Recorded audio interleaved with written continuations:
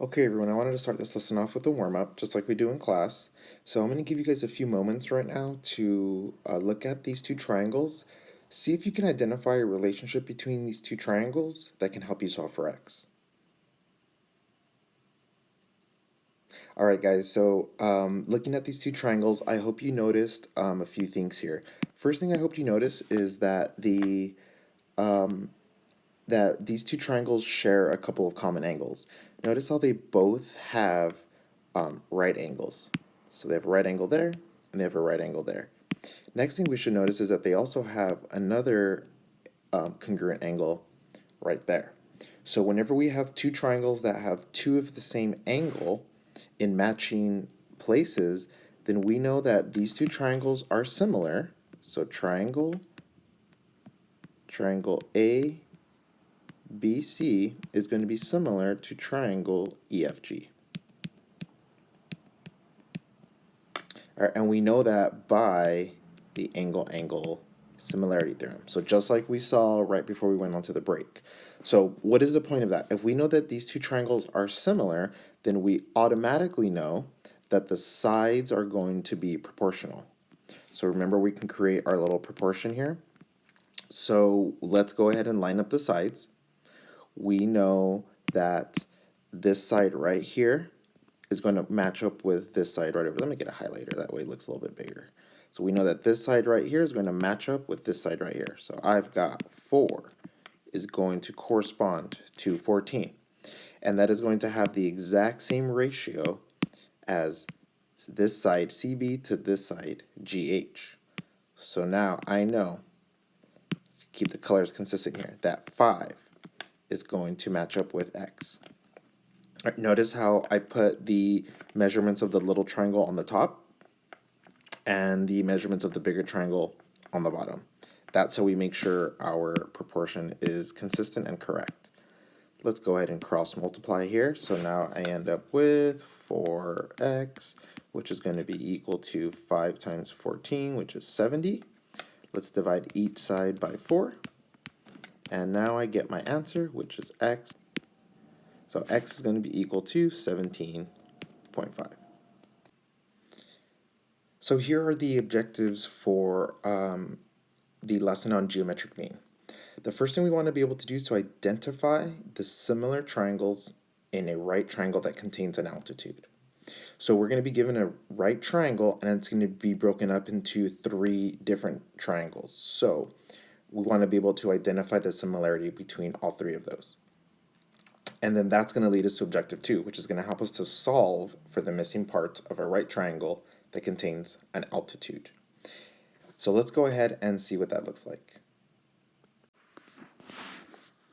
Alright guys, so that first objective states that I want to identify the similar triangles in a right triangle that contains an altitude. So the first thing I want to identify is that right triangle. So the right triangle that we're looking at is triangle ABC. Alright, this whole triangle. So whenever we have a right triangle, there's a couple of things we should note about it. Every right triangle is going to have a hypotenuse. So this length right here is going to be the hypotenuse. Then it's going to have 2 legs. So there we go. Now, what's new to this lesson is that we're going to introduce something called the altitude. Now, we've seen an altitude before. We know an altitude starts at a vertex. So in this case, B. So it starts here at a vertex B, and it's a perpendicular line to its opposite side. So we know it's perpendicular because it has a 90-degree angle at D, and that is again known as the altitude. There we go. Okay, so what similarity are we trying to find? We're trying to find a similarity between 2 other smaller triangles, or 2 smaller right triangles that are in here.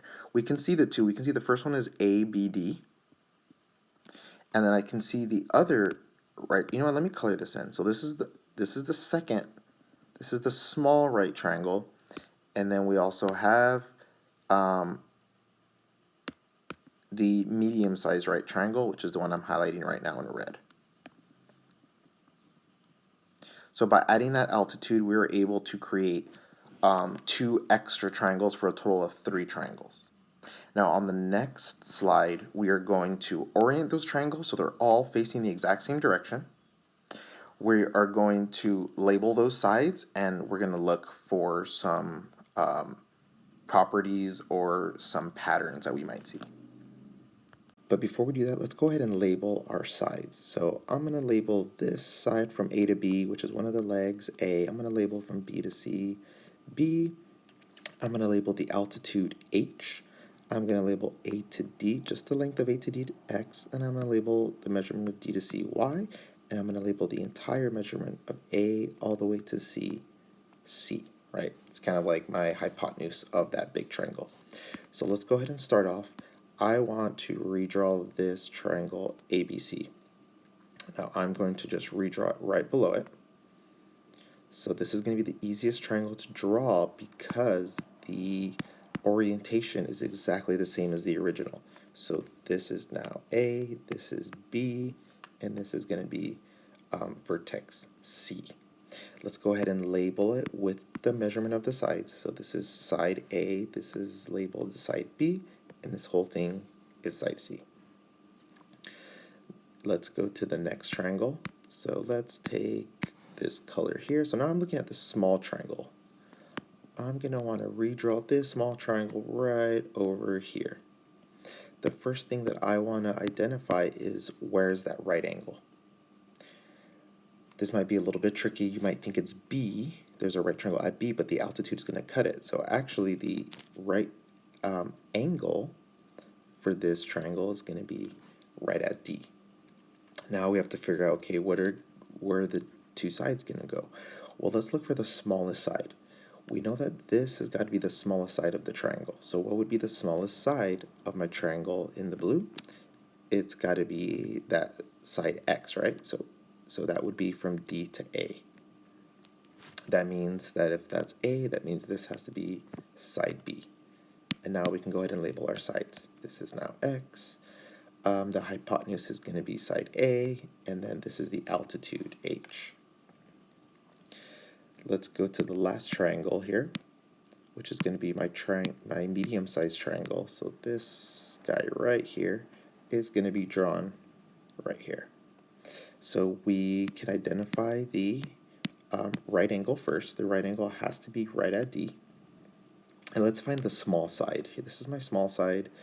My smallest side here has got to be that side H. So it's got to be from D to B. That's going to have to make this side right here C. So now we know that this is going to be my side length H. Whoops, let's grab my marker. This is going to be my side length H. We know that D to C is going to be my side length of Y, and we know the measurement from B to C, which is my hypotenuse, is going to be B. So redrawing these 3 triangles is going to make our lives a lot easier when we have to create our proportions in the next slide. These similar by angle. So let's go ahead and create our similarity statement. So we know ABC is going to go with ADB, so triangle ADB, which is then going to go with triangle BDC. BDC. Now what I want you to do is to write the proportions for each pair of triangles. So we're just going to look at triangle. Let's go ahead and label these. Let's call this number 1. Let's call this triangle 2. And we'll call this triangle 3. So let's just look at triangles 1 and 2. So all we're going to do is get the proportionals or the corresponding sides and match them up, right? A goes with X. You know what? We can just match all of these up while we're doing this, right? We know all the colors are going to go together. B. We know all of these are going to go together. I think I've been using red. All these colors are going to go together. So that'll make our lives a lot easier. So I know that in triangles 1 and 2, A is going to go with X. And then I know B is going to go with H. And then I know that C is going to go with A. In triangles 1 and 3, I know that triangle A is going to go with H. I know that B is going to go with Y, and I know that C is going to go with B. All right, so all things we did in the last unit. Triangles 2 and 3, I know that X is going to go with H, I know that H is going to go with Y, and I know that A is going to go with B. Okay, everybody, I wanted to quickly go over the formula just one more time, but this is going to be in a format that you guys are going to see it on questions. So first thing I want to do is I want to focus on just the two triangles. So I'm looking at this triangle here in the blue, and then I'm looking at this triangle here in the red. So triangles ADC and triangles BDC. Now, just like I did in the last slide, I'm going to create my proportions since all of these triangles are similar. So let's go ahead and match up our sides. So the first thing I notice, or the first thing I want to do is pick a side. Let's pick the side in the smaller triangle, the blue. Let's pick X. Okay, so X is going to go with, X in this blue triangle is going to go with which side length in the red triangle? Hopefully you guys noticed that it would go with H, right? Both of those sides are the smallest side lengths in their respective triangle. Let's pick another side. Let's pick side H from the blue triangle. I know H is also a part of the red triangle, but the way I'm looking at it now, that it's the part of the blue triangle. So now the H in the blue triangle goes with which side in the red triangle? I hope you guys said Y. Alrighty, so H is perpendicular to X, right? So that would make sense that Y would be perpendicular to H. So just like we did in the last slide, we're just going to cross multiply, and you're going to notice that I'm going to get the exact same formula. Whoops, no square root yet. It's X times Y, and then we square root.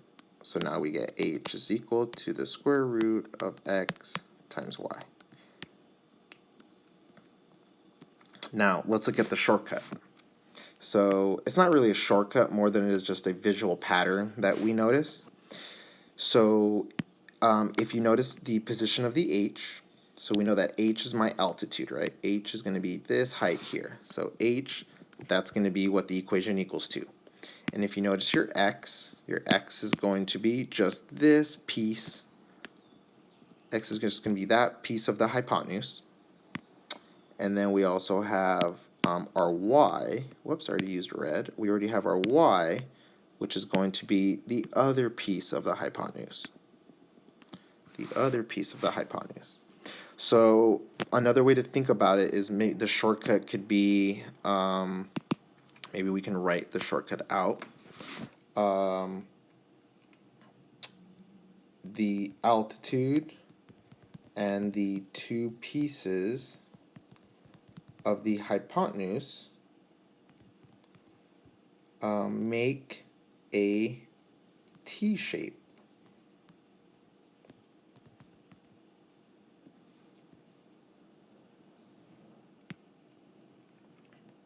So just another way to kind of think about it. Most people like shortcuts, so hopefully that works out for you guys. Okay, so we're going to start with finding the formulas for leg A. So the way we're going to do that is we are going to be looking at just two of the triangles. We're going to be looking at the overall big triangle, and we're going to be looking at the small triangle ADC. And now what we're going to do is we're going to create a proportion, just like we did in the other problem. Now the way I like to do it is I just like to pick a triangle and pick a side. So I'm going to put the values of the big triangle up here on top, and I'm going to put the values of the small triangle in the bottom. And we're just going to match up the sides. So let's pick a side here. So since I'm looking for leg A, then let's go ahead and pick that leg A. And let's see which side corresponds to leg A in the blue triangle.